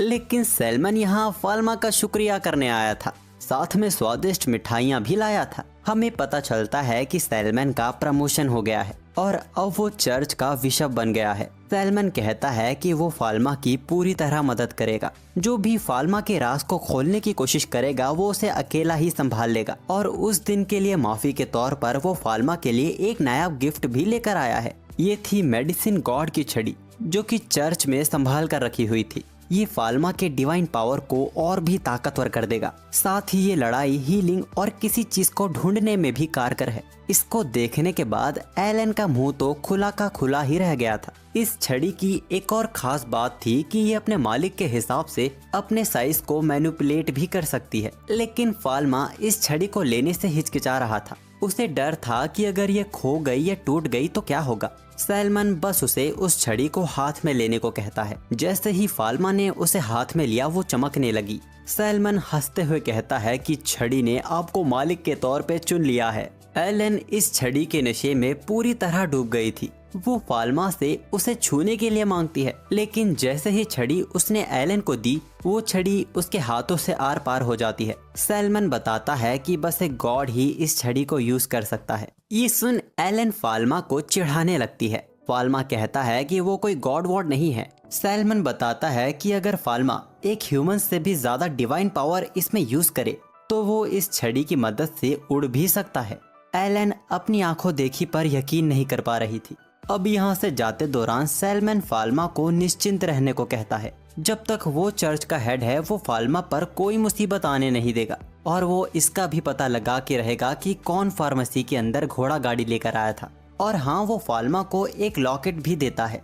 ये लॉकेट फाल्मा की डिवाइन पावर को कंट्रोल में रखेगी। इसकी मदद से फाल्मा अपनी डिवाइन पावर को पूरी तरह छिपा भी सकता है, यहाँ तक कि इसको पहनने के बाद फाल्मा की शैडो भी दिखाई देने लगेगी। छड़ी से ज्यादा फाल्मा इसको लेकर ज्यादा खुश दिखाई दे रहा था। ऐसा सैलमन के पूछने पर फाल्मा कहता है कि वो बस एक आम जिंदगी जीना चाहता है। इसके बाद फाल्मा शार्लोट के साथ शॉपिंग करने जाता है। रास्ते में एक मेडिकल के पास उसने एक औरत को परेशान होता देखा। वो औरत परेशान थी क्योंकि इस फार्मासिस्ट के पास पैरेलल वर्ल्ड फार्मेसी जैसी दवाई नहीं है। वो कहता है कि वो लोग उनके जैसी दवाई नहीं बना सकते और साथ ही फाल्मा अमीर घर से है, अगर वो सस्ते में दवाई दे भी दे तो भी उसे कोई फर्क नहीं पड़ेगा। ये सुन के वो लड़की कहती है तो आप उनके साथ काम क्यों नहीं करते, लेकिन ये लोग ऐसा नहीं कर सकते क्योंकि ये इनकी गिल्ड के खिलाफ है। फाल्मा ने ये सारी बातें सुन ली थी। फाल्मा वापस फार्मेसी जाके अपनी एक गिल्ड बनाने का डिस्कशन करता है। असल में फाल्मा को भी फार्मासिस्ट की कमी है। एलन सवाल करती है कि वो लोग कौन कौन से स्टोर को अपने साथ जोड़ेंगे। फाल्मा अभी उसी स्टोर को जोड़ने की बात करता है और वक्त के साथ और भी स्टोर उनसे जुड़ते चले जाएंगे। सेड्रिक को भी ये आइडिया बहुत अच्छा लगता है, वो सभी पेपर वर्क को संभाल लेगा। वैसे ये आइडिया वाकई बहुत अच्छा है। अगर ये सच में सच हो जाता है तो फाल्मा की फार्मेसी पर हमेशा की तरह ज्यादा भीड़ नहीं रहेगी और फाल्मा भी ज्यादा काम नहीं करना चाहता। खैर, अचानक सीन उसी फार्मेसी के मालिक पर जाता है जिसकी बेटी का बुखार कम ही नहीं हो रहा है। यहाँ दूसरी तरफ मेडिकल गिल्ड ने एक मीटिंग रखी हुई है। यहाँ वो ये डिस्कस कर रहे हैं कि कैसे फाल्मा की फार्मेसी के कारण उनको लॉस हो रहा है। फाल्मा के सस्ती दवाइयाँ बेचने की वजह से कोई उनकी महंगी दवाई खरीद ही नहीं रहा और वो कुछ कर भी नहीं सकते क्योंकि क्वीन भी उनका साथ दे रही है। हमें पता चलता है कि वो घोड़ा गाड़ी इन लोगों ने ही भेजी थी, पर इसका भी कोई फायदा नहीं हुआ। चीजें बहुत जल्दी पहले जैसी हो गई। वो चश्मे सबको धमकाता है कि अगर कोई भी फाल्मा की फार्मेसी के पास जाएगा या उससे मदद लेगा उसे गिल्ड से बाहर निकाल दिया जाएगा। दूसरी तरफ हम उसी आदमी को देखते हैं जो अपनी बेटी का इलाज करवाने एक डॉक्टर के पास आया था, लेकिन डॉक्टर वहाँ मौजूद ही नहीं था। वहाँ से गुजर रहा फाल्मा उसे बताता है कि यहाँ का मालिक एक हफ्ते की छुट्टी पर गया है। फाल्मा देखकर ही समझ जाता है कि इस आदमी की बेटी की तबीयत खराब है, पर यह आदमी फाल्मा की मदद लेने से हिचकिचा रहा था। लेकिन अपनी बेटी को मजबूर देख वो फाल्मा के साथ चलने के लिए तैयार हो जाता है। लेकिन फाल्मा उसे सामने वाले गेट से नहीं बल्कि पीछे वाले दरवाजे से फार्मेसी के अंदर लेके जाता है। उस आदमी को लगा कि ये उसकी हैसियत की वजह से है। अंदर जाके फाल्मा उसे मास्क पहनने को कहता है। अब जाके उस आदमी को समझ आया कि फाल्मा उसे पीछे वाले दरवाजे से क्यों लेकर आया, ताकि बीमारी दूसरों में ना फैले। इसके बाद फाल्मा उसकी बेटी का एकदम अच्छे से इलाज करता है और उसको अच्छे से ट्रीट करते हुए उसको एग्जामिन भी करता है। उस आदमी को यकीन नहीं हो रहा था। आखिर में फाल्मा उस आदमी को बताता है कि उसकी बेटी को बुखार हो गया था। वो आदमी पूछता है कि क्या किसी इविल स्पिरिट ने कब्जा नहीं किया था। फाल्मा पूछता है कि ये सब कौन सिखाता है आपको।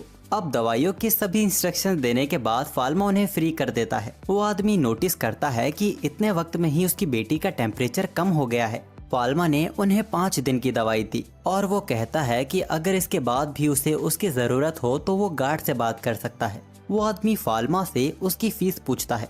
फाल्मा कहता है कि फीस बहुत ही कम है। वो चाहता है कि सभी बच्चों का इलाज अच्छे से हो। जिसके बाद फाल्मा अंदर चला जाता है। पैरी कहता है पैरेलल वर्ल्ड फार्मेसी वाकई कमाल की जगह है। इस आदमी का नाम पैरी है। अब पैरी वापस घर लौटने के बाद जब वो अपना काम कर रहा था, वो अपनी बीवी को भी पैरेलल वर्ल्ड फार्मेसी और फाल्मा के बारे में बताता है। वो कहता है कि अगर वो फाल्मा का 1% भी होता तो वो अपनी दुकान अच्छे से चला पाता। वो फाल्मा से मदद भी नहीं ले सकते क्योंकि ये रूल्स के खिलाफ है। उसकी वाइफ उसका हौसला बढ़ाती है कि वो जानती है कि वो कितनी मेहनत करता है और वो रिस्क भी नहीं ले सकता क्योंकि उनके ऊपर कर्ज भी है और अभी उनकी बेटी छोटी है जिसका भविष्य उनके ही हाथों में है। पैरी ये कहते हुए रोने लगता है कि वो तो अपनी बेटी का इलाज भी नहीं कर सकता, जिसके बाद वो दोनों ही दुखी हो जाते हैं। अगले दिन आज फिर कॉमनर मेडिकल गिल्ड में मीटिंग हो रही थी। वो लोग इसी बात को लेकर परेशान थे कि अब उनकी दवाइयाँ ना के बराबर भी नहीं बिक रही हैं। मोटू बोलता है कि उसने तो अपनी बीवी को फाल्मा के ब्यूटी प्रोडक्ट्स ही लगाते पकड़ लिया था, जिसके बाद उसने उसके सामने अपनी ताकत का प्रदर्शन किया। अब वो कैसे भी ब्यूटी प्रोडक्ट्स नहीं लगा पाएगी। खैर वो पैरी से पूछता है कि उसकी मेडिकल के क्या हाल है, जो कि फाल्मा के फार्मेसी के सबसे करीब है। पैरी बिना कुछ छिपाए सब बता देता है कि फाल्मा की फार्मेसी वाकई कमाल की है। वो किसी के साथ भेदभाव नहीं करता। उसने ये भी बताया कि वो अपनी बेटी को भी लेकर गया था।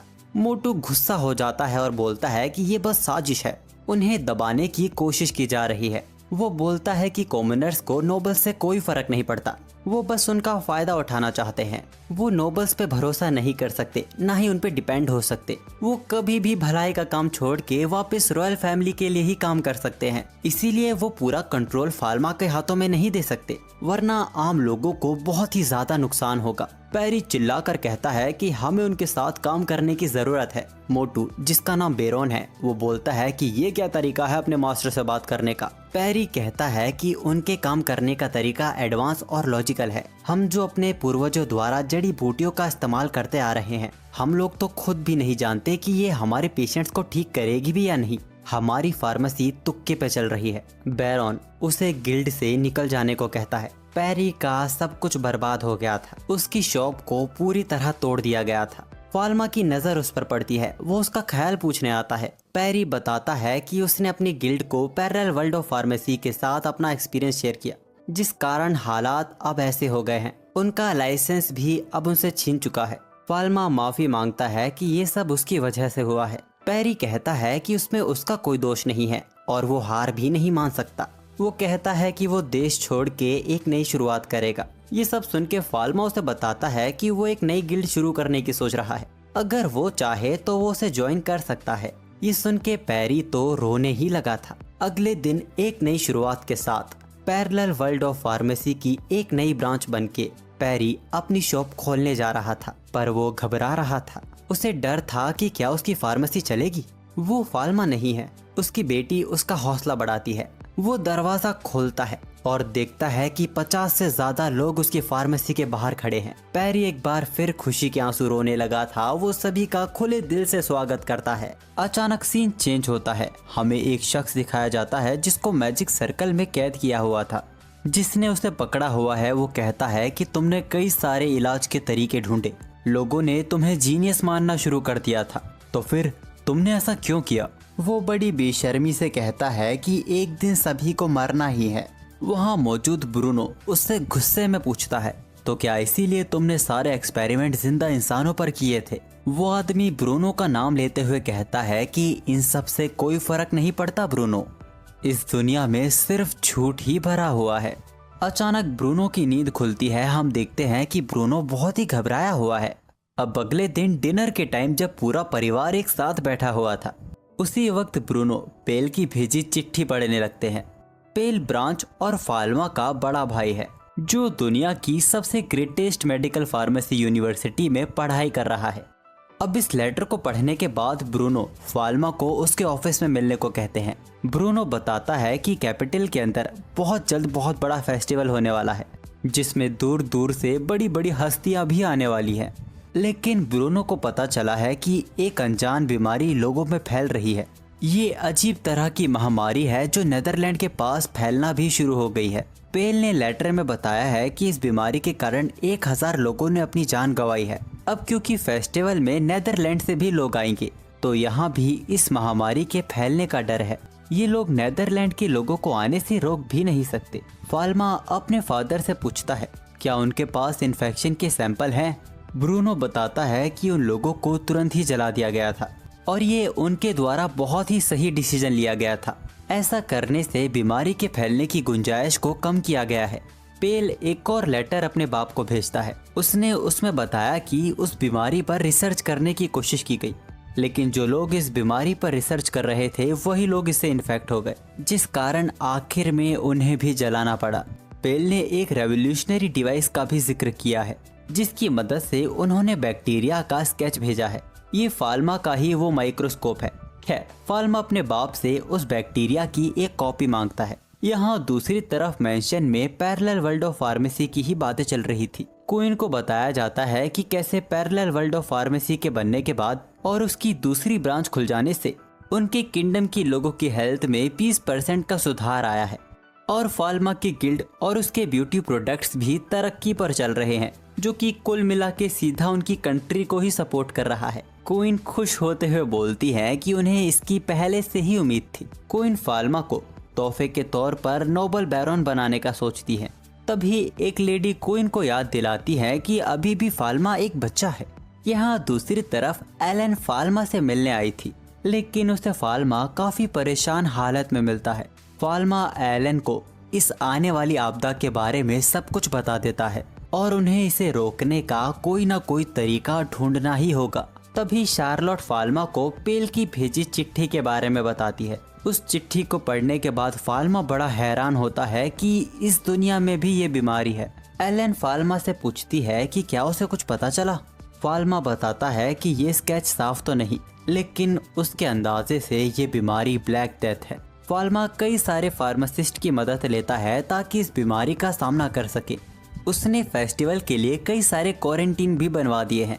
इन लोगों ने अपनी तरफ से पूरी तैयारी कर ली है ब्लैक डेथ का सामना करने के लिए। फाल्मा कहता है कि इन सब के बावजूद भी नेदरलैंड के लोगों के साथ कोई डिस्क्रिमिनेशन ना किया जाए, और वो बोलता है कि उसे ये बात हायर अप्स में भी बतानी होगी। फाल्मा ब्रूनो को जाके ब्लैक डेथ के बारे में बता देता है।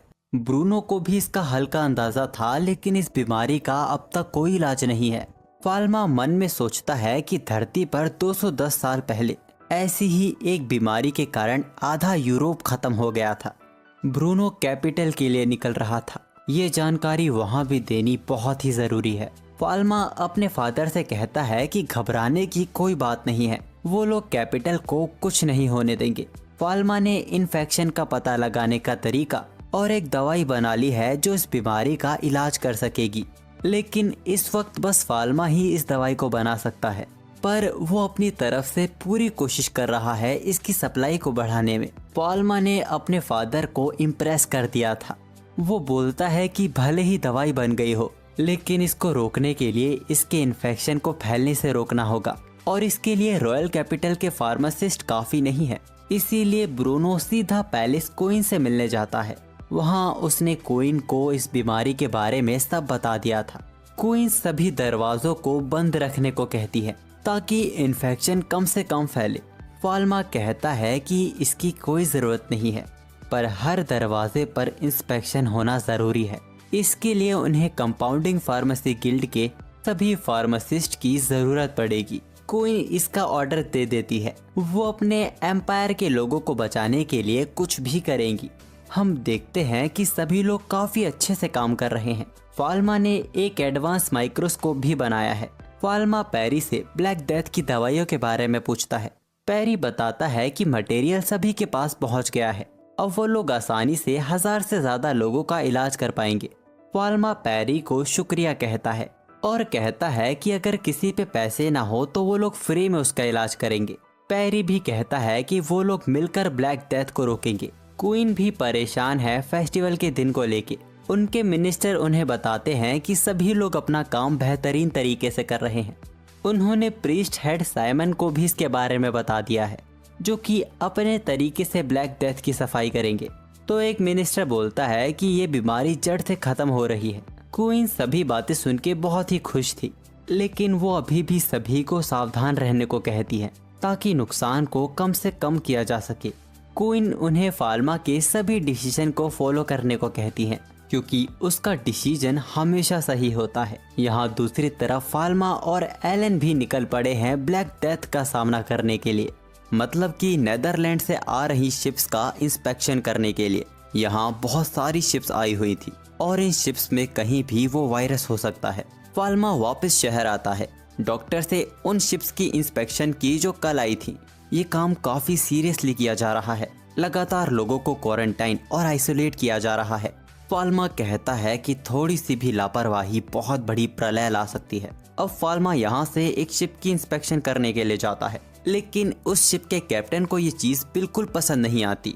उसकी शिप का इंस्पेक्शन करने के कारण वो बहुत ही गुस्से में था। फाल्मा उसे शांत करता है और वहाँ मौजूद फार्मासिस्ट से बात करता है। वो फार्मासिस्ट फाल्मा को इंस्पेक्शन की रिपोर्ट देता है, लेकिन फाल्मा अपने तरीके से भी इस शिप की इंस्पेक्शन करता है, जिसके बाद वो कैप्टन से कहता है कि यहाँ सब कुछ ठीक है। कैप्टन काफी प्राउड फील करता है फाल्मा कैप्टन को कुछ डॉक्यूमेंट देता है जो उसे नीचे दिखाने होंगे और उसने उसके क्रू मेंबर्स के लिए कुछ प्रिस्क्रिप्शन भी लिखे थे। अब जब फाल्मा और एलन वहां से जा रहे थे तभी दूसरी शिप का कैप्टन उन पर चीजें फेंकने लगता है। वो कहता है कि उसे जल्दी से जल्दी अपना सारा सामान नीचे पहुंचाना है और तभी दूसरा कैप्टन कहता है कि पहले उसका सामान जमीन पर उतरेगा, जिस कारण उन दोनों में ही बहस होने लगती है। एलन को ये सब देख बहुत ही गुस्सा आ रहा था। वो दोनों का मुंह हमेशा के लिए चुप करने जा रही थी, पर तभी वहाँ कोई कैनन से हमला कर देता है। एलन की तो डर से हालत ही खराब होने लगती है।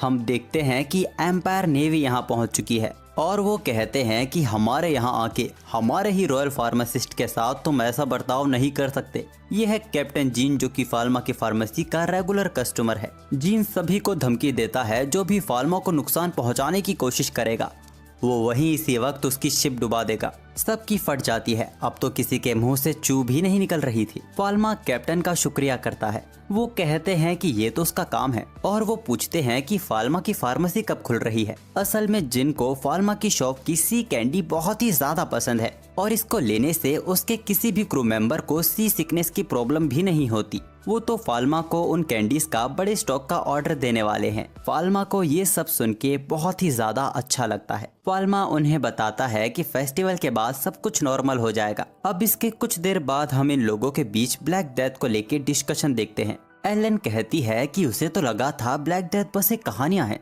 अगर फाल्मा नहीं होता तो वो तो इसका सामना ही नहीं कर पाते। इसके बारे में सोच के ही एलन घबरा गई थी। फाल्मा कहता है कि जस्ट चिल आउट गाइस, अपन यहीं पे चे। तभी वहाँ एक आदमी आता है जो कि बताता है कि कुछ लोग इंस्पेक्शन से भाग गए हैं और वो लोग एक विलेज में भी घुस गए हैं। एलन हैरान होते हुए बोलती है, ये क्या बक रहे हो महाशय। वो आदमी बताता है कि वो लोग नहीं जानते कि वो लोग कहाँ हैं, पर एक व्यक्ति के मरने के बाद से ब्लैक डेथ बहुत तेजी से फैल रहा है। सभी लोग बहुत ही ज्यादा घबराने लगते हैं। फाल्मा इस नई मुसीबत को संभालने के लिए अकेला जा रहा था।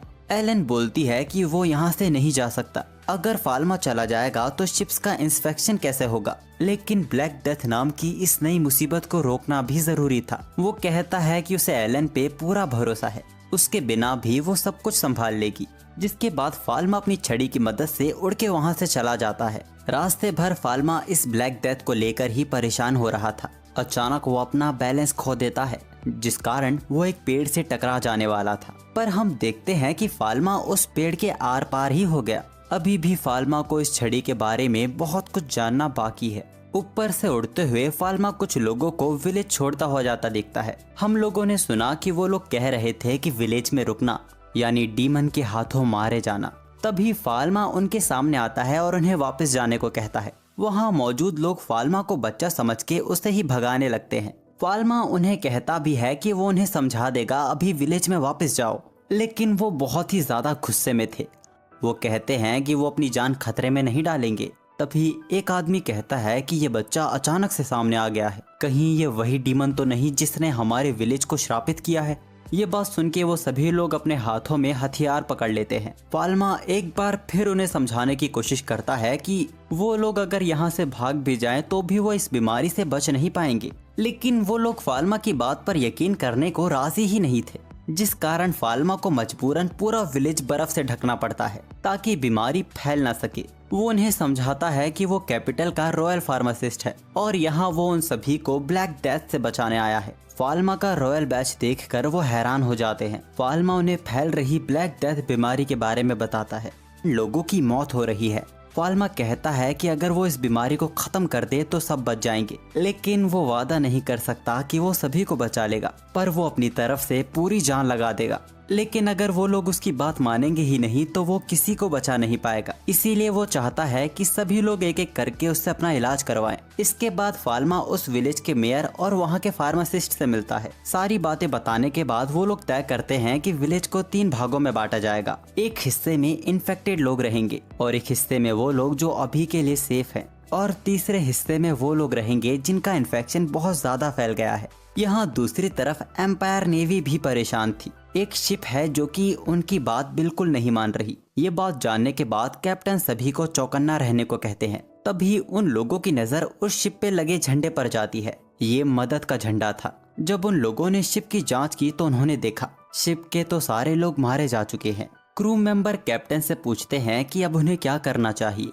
कैप्टन के पास अब कोई भी चारा नहीं है। ये वो लोग हैं जो इंस्पेक्शन से बच के भाग रहे थे। कैप्टन कहते हैं कि हमें शिप को डुबाना होगा। वो सभी को कैनन तैयार करने को कहता है। कैप्टन सोचते हैं कि अगर ये व्यापारी भागने की जगह अपना इलाज करवाते तो शायद सभी नहीं पर बहुत लोग इसमें बच जाते। वो फाल्मा की बात को याद करते हैं कि वो सबका इलाज करके सबको बचाना चाहता है, लेकिन अब बहुत ही ज्यादा देर हो चुकी है। कैप्टन को ना चाहकर भी उस शिप को डुबाने का ऑर्डर देना पड़ता है। अचानक सीन एक लेबोरेटरी पर जाता है। वहाँ के कुछ प्रोफेसर किसी एक प्रोफेसर की बात कर रहे थे जिसको निकाला जा रहा है। जिसको निकाला जा रहा है वो यही बूढ़ी अम्मा है, लेकिन वो अभी और काम करना चाहती थी। वो लोगों की मदद करना चाहती थी।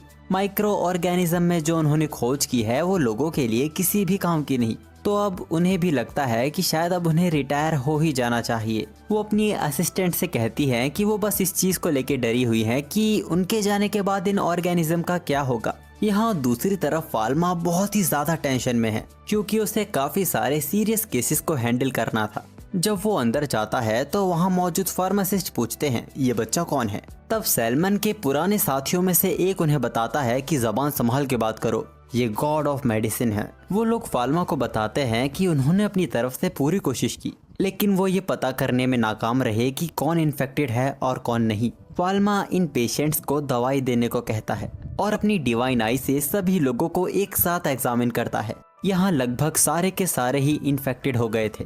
सिर्फ 2 लोग ही थे जो इन्फेक्टेड नहीं थे, उन्हें बस बुखार था। और चिंता की भी कोई बात नहीं है क्योंकि सबके लिए काफी दवा है। अब फाल्मा अपनी डिवाइन पावर से सबका एक एक करके ट्रीटमेंट करने लगता है। इसमें काफी समय लगता है। फाल्मा को रियलाइज होता है कि उनके पास दवाई तो है, लेकिन इलाज करने के लिए उनके पास प्रॉपर फार्मासिस्ट नहीं है। ये काम कोई नॉर्मल फार्मासिस्ट नहीं कर सकता, इसीलिए सारा काम फाल्मा को ही करना पड़ रहा है। और अगर फाल्मा एक ही जगह ज्यादा वक्त बिताएगा तो ब्लैक डेथ फैलता ही चला जाएगा। तभी दूसरे फार्मासिस्ट वहाँ आते हैं जो कि बताते हैं कि उन्होंने दवाई दे दी है। इसके अलावा फाल्मा के पास इनके लिए यहाँ कोई काम नहीं है। वो उन्हें उन लोगों को ढूंढने को कहता है जो कि इन्फेक्टेड हैं और कैपिटल की ओर बढ़ रहे हैं। फाल्मा उन्हें ऐसे लोगों का सामान तुरंत जला देने को कहता है। ऐसा करने से इन्फेक्शन फैलने की रफ्तार धीमी हो जाएगी, जिसके बाद वो उन्हें दवाई दे सकते हैं। यहाँ दूसरी तरफ एलन बहुत ही ज्यादा परेशान है। वो कहती है कि वो लोग कितनी भी कोशिश कर लें वो फाल्मा जितने बेहतर नहीं हो सकते। उनसे यहाँ बहुत ज्यादा गलतियाँ हो रही हैं। एलन मारिया के आगे कह देती है कि फाल्मा के पास खास एबिलिटीज है, जो सुन वो कंफ्यूज हो जाती है और पूछती है कि कैसी एबिलिटीज। एलन बात को संभालते हुए कहती है वो इतनी ज्यादा एक्सपीरियंस नहीं है और ना ही उसके अंदर फाल्मा जैसा टैलेंट है। और ऐसे ही वो लगातार फाल्मा की तारीफें करी जा रही थी। मारिया उसका हौसला बढ़ाते हुए कहती है कि एलन बाकी सभी कामों में बहुत ही ज्यादा अच्छी है और वो चीजों को काफी अच्छे से समझ लेती है और तेजी से काम करती है, जो कि फाल्मा नहीं कर पाता। एलन सवाल करती है मतलब मैं भी कुछ कामों में अच्छी हूँ। मारिया कहती है हाँ बिल्कुल, और मुझे खुशी है कि मुझे तुम्हारे साथ काम करने का मौका मिला है। यहाँ दूसरी तरफ हम उसी प्रोफेसर को देखते हैं जिसको हमने लेबोरेटरी में देखा था। ब्रूनो ने उसे जरूरी काम से अपने ऑफिस में बुलाया है। उन प्रोफेसर को लग रहा था कि उन्हें काम से निकाला जा रहा है, इसीलिए वो ब्रूनो को थैंक्स कह रही थी उसे मौका देने के लिए। ब्रूनो कहता है कि अभी तुम्हें निकाला नहीं जा रहा, उन्हें अपने एम्पायर के लिए एक बहुत ही बड़ा काम करना है जिससे पूरी दुनिया को बचाया जा सकता है। वो प्रोफेसर एकदम हैरान हो जाती हैं और कहती हैं कि वो ये सब कैसे करेगी। ब्रूनो उन्हें बताता है कि उन्हें एक माइक्रो ऑर्गेनिज्म से एक मेडिकल सब्सटेंस निकालना है। जब उन्हें उसके नोट्स दिखाए जाते हैं तो वो काफी इम्प्रेस होती हैं। ये फाल्मा के बनाए नोट्स थे जिसको काफी अच्छे से और डिटेल में लिखा गया था, और वो बताती हैं कि जिन मेडिकल सब्सटेंस का इसमें जिक्र किया गया है वो तो उनकी लेबोरेटरी में काफी वक्त से पड़ी है। ब्रूनो एकदम हैरान हो जाता है। ब्रूनो देखता है और उसे यकीन नहीं होता कि ये सब तो पहले से ही उनके पास थी, लेकिन अभी भी इनसे दवाइयाँ बनाना बाकी था। ब्रूनो उस प्रोफेसर का बजट बढ़ा देता है और कहता है कि अभी वो रिटायर नहीं हो सकती। वो प्रोफेसर खुश हो जाती हैं और कहती हैं कि मुझे होना भी नहीं था। तभी उनकी असिस्टेंट वहाँ आती है जिसने वहाँ सभी को एक ऐसी खबर दी जिसने सबको वहाँ हैरान कर दिया। वहाँ दूसरी तरफ विलेज में सभी लोगों का इलाज हो गया था। इसमें वाकई बहुत ही ज्यादा वक्त लग गया। फाल्मा ने यहाँ कई लोगों की जान बचाई, लेकिन कुछ लोग ऐसे भी थे जिनको फाल्मा बचा नहीं पाया। फाल्मा विलेज के लोगों को सतर्क करता है कि अभी भी सब कुछ खत्म नहीं हुआ है। इस बीमारी को रोकने के लिए उन्हें फाल्मा की मदद करनी होगी। फाल्मा ने बर्फ से इस विलेज को ढक दिया है और डिवाइन पावर की वजह से ये बर्फ पिघलेगी भी नहीं, इसीलिए यहाँ से इन्फेक्शन फैलना बहुत ही मुश्किल है। फिर भी वो कहता है कि वो किसी भी जानवर को ना छुए और जो भी जानवर विलेज में घुसने की कोशिश करे उसे तुरंत मार दें और कम से कम उन्हें अभी भी 2 हफ्तों तक विलेज में रहना होगा। वो लोग फाल्मा का शुक्रिया करते हैं और फाल्मा वहाँ से उड़ के चला जाता है। रास्ते में वो ये सोच रहा था कि उसे यहाँ वाकई बहुत ज्यादा वक्त लग गया। तभी फाल्मा की नजर उड़ते हुए काले धुएं पे जाती है। जब उसने वहाँ जाकर देखा तो वहाँ चर्च के लोग मौजूद थे। ये लोग कैपिटल में कुछ सामान ले जाने की कोशिश कर रहे थे। वो लोग कहते हैं कि उन्होंने कुछ भी नहीं किया, वो लोग तो वही कर रहे थे जिसके लिए उन्हें कहा गया था। हालांकि इनके सामान को तुरंत जला दिया गया था। फाल्मा उन लोगों को एग्जामिन करता है। ये सारे के सारे ही ब्लैक डेथ से इन्फेक्टेड थे। फाल्मा उनसे सीधा सीधा सामान के बारे में पूछता है। वो बताते हैं कि बग्गी में लकड़ियों के बने सामान थे और मसाले और सफेद गिलहरियां। फाल्मा ये सुन एकदम हैरान हो जाता है। ये व्हाइट स्क्विरल को पैंटी आइलैंड से ही लाया गया है। पैंटी आइलैंड वही जगह है जहाँ से ये ब्लैक डेथ शुरू हुआ है और आज के वक्त में ब्लैक डेथ से वहाँ कोई भी नहीं बच पाया है। फाल्मा उनसे पूछता है कि वो ये सब क्यों कर रहे हैं। वो बोलते हैं कि उन्हें पैसे दिए गए थे, वो तो बस अपना बोला हुआ काम कर रहे थे। वो बताते हैं कि उनके साथ 5 होली नाइट भी मौजूद थे। होली नाइट्स के बारे में फाल्मा कुछ नहीं जानता था। चर्च के प्रीस्ट फाल्मा को बताते हैं कि होली नाइट्स को बहुत ही अच्छे तरीके से डिवाइन आर्ट में ट्रेन किया जाता है और वो बहुत ही ज्यादा ताकतवर होते हैं, लेकिन वो रॉयल फैमिली या गॉड के रूप को ही प्रोटेक्ट करते हैं, तो इस काम में उनका होना बहुत ही अजीब बात है। अब फाल्मा सभी कड़ियों को जोड़ने लगता है। होली नाइट्स ही इस बीमारी को देश भर में फैलाने की कोशिश कर रहे हैं। शायद क्वीन को जो बीमारी थी वो भी ब्लैक डेथ ही थी। शायद वो क्वीन को मार के देश में सत्ता पलट करने की कोशिश कर रहे थे, पर फाल्मा की वजह से वो नाकामयाब रहे, इसीलिए शायद अब वो पूरे देश को निशाना बना रहे हैं। वो लोग चिल्लाने लगते हैं कि हमने तुम्हें सब कुछ बता दिया है, अब हमें दवाई दे दो, हम मरना नहीं चाहते। चर्च के प्रीस्ट फाल्मा को दवाई देने से मना करते हैं, लेकिन फाल्मा एक फार्मासिस्ट है और उसका काम सबको दवाई देना है। अब गॉड ऑफ मेडिसिन ने यह कहा था तो वो भी कुछ नहीं कर सकते थे। यहाँ दूसरी तरफ क्वीन तक ये खबर पहुँच चुकी थी कि इस बीमारी को एम्पायर में जानबूझ के फैलाया जा रहा है और ब्रूनो का मानना है कि वो कैपिटल में घुसने की कोशिश करेंगे। क्वीन सभी गेट्स को बंद करने का ऑर्डर दे देती है। यहाँ दूसरी तरफ शार्लॉट सभी में मास्क बांट रही थी। पैरी भी इंस्पेक्शन का काम कर रहा था, पर तभी उसे पता चलता है कि ब्लैक डेथ आ रहा है, सभी को आइसोलेट करना होगा। उसी वक्त कैसल का दरवाजा तोड़ के कैसल में हॉली नाइट घुसाते हैं। वहाँ अपने आप को बचाने के लिए भगदड़ मच जाती है। पैरी दवाइयों को बचाने की कोशिश कर रहा था। गार्ड्स हॉली नाइट से लड़के उन्हें रोकने की कोशिश करते हैं, लेकिन हॉली नाइट्स के सामने उनका कोई मुकाबला ही नहीं था। हम देखते हैं कि हॉली नाइट्स वहाँ एक बॉक्स खोलते हैं जिसके अंदर व्हाइट स्क्विरल मौजूद थी। वो अपनी डिवाइन आर्ट से वहाँ एक टोर्नेडो क्रिएट करते हैं, जिसकी वजह से सारी स्क्विरल पूरे शहर में फैल जाती है। मौत के करीब से बचा पैरी जब उसे पता चलता है कि हॉली नाइट्स ने पूरे कैपिटल में स्क्विरल्स को छोड़ दिया है, वो तुरंत वहाँ से भागकर गार्ड्स के पास जाता है। उसे समझ आ गया था कि स्क्विरल्स के द्वारा ही ब्लैक डेथ को फैलाया जा रहा है। वो तुरंत पूरे कैपिटल में इमरजेंसी बेल बजाने को कहता है। कैपिटल की इमरजेंसी बेल बजा दी जाती है। पूरे कैपिटल में टेंशन का माहौल था। सभी को इस बेल की आवाज सुनाई दे रही थी। एक आदमी जो शायद इन सब के पीछे वही है, उसका ऑरा काला था, वो इंसान नहीं लग रहा था। कैपिटल के टॉप से वो ये नज़ारा देख रहा था। जब क्वीन को पता चला कि कैपिटल पे हॉली नाइट्स ने हमला कर दिया है, वो बहुत ही गुस्सा होती है। लेकिन जब पूरी बात पता चली कि वो बस 5 हैं, तो ये काफ़ी हैरान कर देने वाली बात थी। क्वीन उन्हें कुचल देने को कहती है, पर तभी ब्रूनो वहाँ सारी बात बताता है। ब्लैक डेथ बीमारी जिन शिप से यहाँ आई है वो नेदरलैंड से है, और जैसे हालात अब तक उनके सामने आए हैं, इससे जाहिर होता है कि ये जानबूझ के ये बीमारी फैलाई जा रही है। क्वीन बहुत हैरान होती है, उन्हें इसके पीछे की वजह समझ नहीं आ रही, क्योंकि नेदरलैंड के साथ उनके रिश्ते बहुत ही अच्छे थे और सिर्फ 5 होली नाइट्स के साथ हमला करना ये कुछ समझ नहीं आ रहा। ब्रूनो को लगता है कि ब्लैक डेथ फैला नहीं है, बल्कि ब्लैक डेथ को बनाया गया है। ब्रूनो याद दिलाता है कि 3 साल पहले एक फार्मासिस्ट नेदरलैंड गया था, उसको कॉमनर बना दिया गया था। उसमें काबिलियत थी एक अच्छा फार्मासिस्ट बनने की। उसने इलाज करने के कई तरीके खोजे थे, लेकिन एक दिन उसे जिंदा इंसानों पर एक्सपेरिमेंट करते हुए पकड़ लिया गया। ये कदम इंसानियत के बिल्कुल ही खिलाफ था। चर्च के लोगों ने उसे पकड़ लिया और उसके डिवाइन आर्ट को सील कर दिया। उसे उसकी यूनिवर्सिटी से भी बाहर निकाल दिया गया था। ब्रूनो बताता है कि वो जहाँ तक जानता है वो कई सारे वायरस पर रिसर्च कर रहा था। सभी लोग वहाँ सोचने लगते हैं कि आखिर वो शख्स था कौन। वो शख्स था ब्रूनो के स्कूल का कॉलेज का दोस्त कैमस। ब्रूनो वहाँ कहता है कि वो कैमस को रोकेगा और उसे खत्म कर देगा। यहाँ दूसरी तरफ गार्ड सफेद गिलहरियों को कैपिटल में फैलने से रोकने की कोशिश कर रहे थे और कई गार्ड्स होली नाइट्स को भी रोकने की कोशिश कर रहे थे, लेकिन वो हर एक चीज में नाकाम थे। होली नाइट्स बहुत ही ताकतवर हैं, उनके पास डिवाइन आर्ट है। लेकिन तभी वहाँ सैलमन आता है जो अपने होली मैजिक से सभी होली नाइट्स को पकड़ लेता है। यहाँ टेंपल गार्ड्स और हेड प्रीस्ट को देख होली नाइट हैरान होते हैं। सैलमन कहता है, गॉड की दी हुई शक्तियों से गॉड के खिलाफ जाना ये बिल्कुल भी माफ नहीं किया जाएगा। सैलमन डिवाइन पावर का यूज करता है और सभी होली नाइट्स को कैप्चर कर लेता है। यहाँ दूसरी तरफ शार्लोट और सेड्रिक बड़े ही परेशान थे।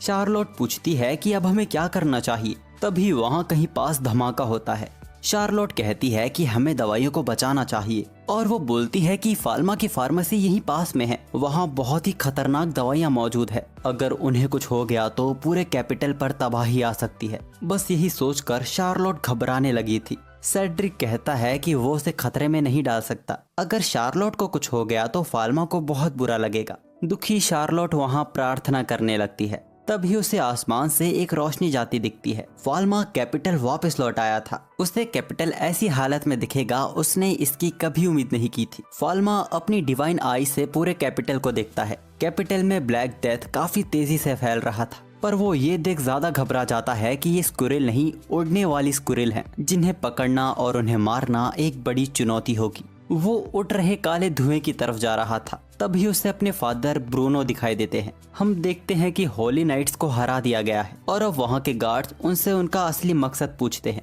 वो पूछते हैं कि वो ब्लैक डेथ को क्यों फैलाने की कोशिश कर रहे हैं। होली नाइट कहते हैं कि वो ब्लैक डेथ के बारे में कुछ भी नहीं जानते। उनसे जो कहा गया वो बस वही कर रहे हैं। वो बताते हैं कि उनके लोगों को बंदी बना लिया गया है। उनके पीछे एक ऐसा शख्स है जो पलक झपकते ही 1000 लोगों को मार सकता है। ब्रूनो उस होली नाइट से पूछता है, क्या वो एक आंख वाला आदमी है जिसके नीले बाल हैं और उसके चेहरे पर जलने का निशान है। होली नाइट एकदम हैरान हो जाता है क्योंकि ब्रूनो एकदम सही कह रहा था। होली नाइट वहाँ अपना दम तोड़ देते हैं। उन्होंने अपना काम कर दिया है। उन्हें उम्मीद है कि अब उनके लोगों को छोड़ दिया जाएगा। ब्रूनो इनका अंतिम संस्कार करने को कहते हैं। फाल्मा ब्रूनो से पूछता है कि क्या वो जानते हैं कि इसके पीछे कौन मास्टरमाइंड है। ब्रूनो बताते हैं कि एक ऐसा फार्मासिस्ट जिसके पास दिल नहीं है, कैमस, जो अब एक शैतान बन चुका है। इमरजेंसी बेल को रोक दिया जाता है, जो देख शार्लोट बहुत ही ज्यादा खुश होती है। जिसके बाद वो फाल्मा की फार्मेसी की ओर दवाइयों को बचाने जा रही थी। यहाँ दूसरी तरफ होली नाइट्स का इज्जत से अंतिम संस्कार किया जाता है।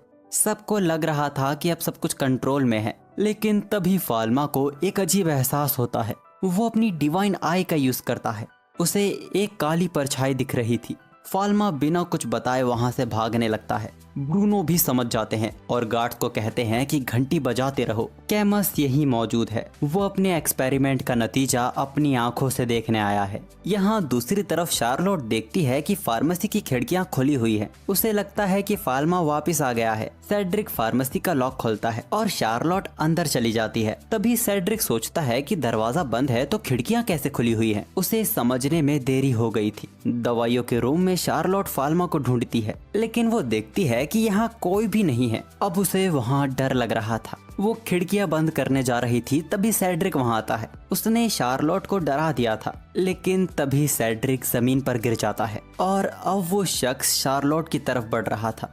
फाल्मा भी फार्मेसी पहुंच गया है। फाल्मा अपनी डिवाइन आई का यूज करता है। उसे जमीन पर कोई पड़ा दिख रहा था और एक काली परछाई जो कि इंसान तो नहीं है। वो लोग फार्मेसी का दरवाजा तोड़ के अंदर जाते हैं। कैमस वहाँ मौजूद था। उसे भी वहाँ एक पवित्र प्रेजेंस महसूस हो रही थी। ब्रूनो फाल्मा को सेड्रिक और शार्लोट को बचाने को कहता है। कैमस का सामना वो करेगा। वो कैमस पर आइस ब्लेड डांस मैजिक का यूज करता है, लेकिन कैमस को कोई हरकत करने की भी जरूरत नहीं पड़ी। वो हमला उसके आगे बिल्कुल ही बेकार था। हम कैमस का असली रूप देखते हैं, जो बहुत ही वाहियात दिख रहा था। ब्रूनो अब आइस लांस का यूज करता है। कैमस भी अब अपना असली रूप दिखा रहा था। और यहाँ फाल्मा एकदम हैरान है जो पॉइजन शार्लोट और सेड्रिक के शरीर में मौजूद है। फाल्मा ने ऐसा जहर कभी नहीं देखा और अगर उसने देरी की तो वो दोनों को ही बचा नहीं पाएगा। ये एक जहर नहीं, कई सारे जहर थे। फाल्मा एक एक करके हर जहर को खत्म कर रहा था। यहाँ ब्रूनो का हर एक मैजिक कैमस की ब्लैक एनर्जी के आगे बेकार दिखाई पड़ रहा था, बल्कि अब वो ब्रूनो को एक तरफा कर रहा है। यहाँ फाल्मा को भी बहुत ज्यादा वक्त लग रहा है, लेकिन आखिरकार वो दोनों के शरीर से जहर को खत्म करने में कामयाब रहा। यहाँ ब्रूनो कैमस के आगे एकदम बेबस हो गया था। कैमस कहता है इंसान बहुत ही खूबसूरत होते हैं जब वो बीमारी से मरते हैं, जिसके बाद वो ब्रूनो को लात मार के दूर फेंक देता है और फाल्मा की लेबोरेटरी से एक बोतल निकालता है। वो कहता है जो खास इंसान बीमारी से लड़ सकते हैं वो आने वाले इंसानों की प्रजाति को ताकतवर बनाते हैं। बीमारियों से लड़ते हुए इंसान ही इस दुनिया को खूबसूरत बनाते हैं। वो फाल्मा की लेबोरेटरी की तारीफ करता है जहां ऐसे ऐसे जहर मौजूद हैं जिनका स्वाद चखना इंसानों का बाकी है। फाल्मा उस दवाई को गायब कर देता है। कैमस शॉक हो गया।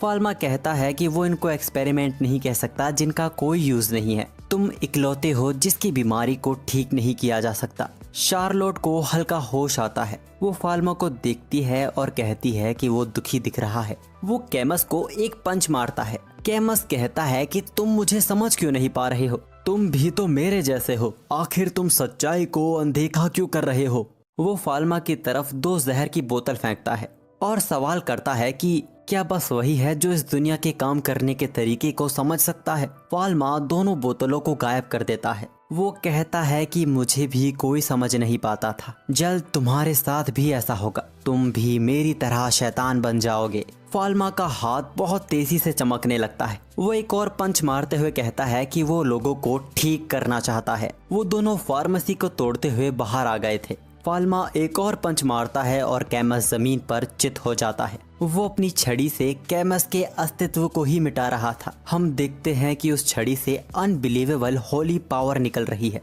जो कि पूरे कैपिटल को घेर रही थी।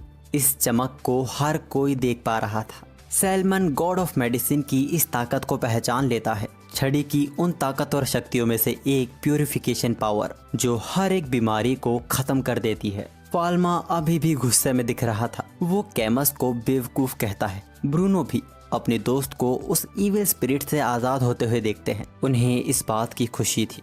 शार्लोट फाल्मा को देख रोने लगती है और उसे गले लगाते हुए कहती है कि तुम्हारा स्वागत है। खैर इसके बाद फाल्मा सेड्रिक और शार्लोट का इलाज करता है और अब ब्लैक डेथ की महामारी को भी कंट्रोल में कर लिया गया था। इसमें एलन ने भी अपना काम बहुत अच्छे से किया था। इन लोगों ने अब तक ब्लैक डेथ को ठीक करने के कई सारे तरीके ढूंढ लिए हैं। कंपाउंड गिल्ड की मदद से सभी में ये दवाइयाँ मुफ्त में बांटी जाती है, लेकिन बैरोन ने दवाई को लेने से इनकार कर दिया था।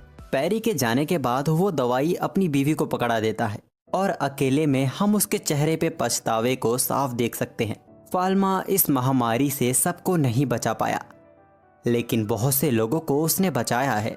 फार्मेसी के ठीक होने का काम भी जोरों शोरों से चल रहा है। ब्लैक डेथ का डर लगभग कैपिटल से खत्म हो चुका है। 2 महीने बाद क्वीन भी डिक्लेयर कर देती है कि उनके कैपिटल से ब्लैक डेथ का अंत हो गया है। इस बात का जश्न पूरे कैपिटल में मनाया जाता है। अब तक फार्मेसी भी ठीक हो चुकी थी। आज उसके खुलने का दिन है। शार्लोट बहुत ही एनर्जेटिक दिख रही थी, जिसकी वजह से बाकी सब भी जोश में आ जाते हैं। वो कैंडी वाले अंकल फाल्मा से मिलने आते हैं। फाल्मा उन्हें पिछली बार के लिए शुक्रिया कहता है। सैलमन और पैरी भी उनसे मिलने आते हैं। वो कैंडी वाले अंकल शार्लोट के लिए तोहफा लेकर आए थे, जो देख शार्लोट खुशी से झूमने लगती है। खैर फार्मेसी को खोला जाता है, जहां हम देखते हैं कि बाहर बहुत बड़ी भीड़ उनका इंतजार कर रही थी। और इस तरह इस एनिमे का अंत होता है। इस एनिमे की एंडिंग को काफी अच्छी तरीके से रखा गया है। लगता नहीं है कि इसका कोई अगला सीजन आने वाला है। क्या आप इस एनिमे की कहानी को बढ़ता हुआ देखना चाहते हैं? कमेंट बॉक्स में जरूर बताइएगा और चैनल को सब्सक्राइब करो यार। 85% लोग जो हमारी वीडियोस को अक्सर देखते हैं उन्होंने सब्सक्राइब किया ही नहीं है, तो ऐसा मत करो यार, चैनल को सब्सक्राइब करो। मिलते हैं जल्द एक और अच्छे से एनिमे की कहानी के साथ।